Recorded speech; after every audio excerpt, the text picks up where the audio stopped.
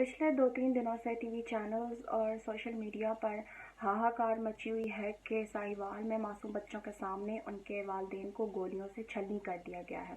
जिस तरह सुकरात के मरने के बाद अरस्तू ने ज़िंदगी को मौत पर तरजीह दी, उसी तरह हमारे कुछ नाम नहाद दानश्वरों ने अक्ल दानिश को एक तरफ रख कर इंसानी हुकूक, इंसानी ज़िंदगी, रियासत की ज़िम्मेदारियाँ और रियासती इदारों का जबर और पता नहीं किन किन मौज़ूआत को ज़ेर बहस लाया हुआ है। किसी साहब ने आंखें सुर्ख की हुई हैं कि वो पिछले 3 रातों से सो नहीं सके, और कोई साहब फरमाते हैं कि कुछ लिखने की सकत नहीं, इसलिए सिर्फ रीट्वीट कर रहा हूँ। पता नहीं ये लोग मगरबी दानिशकदों और महकदों से क्या बातें सीख कर आते हैं और फिर हमारे मुमलिकत खुदादाद में नित नए फितने बपा करते हैं। चौधरी गुलाम सरवर साहब, जो कि मगरब के परवरदा हैं और वहाँ के महकदों को आबाद रखते हैं, फरमाते हैं कि इस तरह के वाक़यात पूरी दुनिया में होते रहते हैं।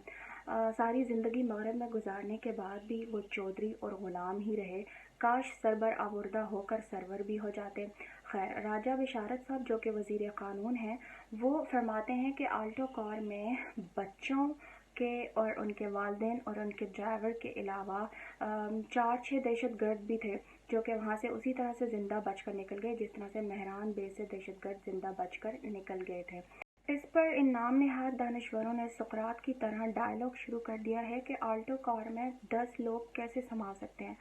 अरे भाई, जिस मुल्क में सफाक राव पे अदलिया के इंसाफ की तजलियों के अनवार का नुज़ूल हो सकता है, तो वहाँ अगर दुश्मन को पढ़ाने में मसरूफ़ बहादुर बच्चों के हाथों नादरा के डेटाबेस से 3-4 शनाख्ती कार्ड नंबर्स गोलियों के ज़रिए डिलीट हो भी जाते हैं, तो इस पर इतना शोर शराबा क्यों? पिछले 70 साल तारीख़ में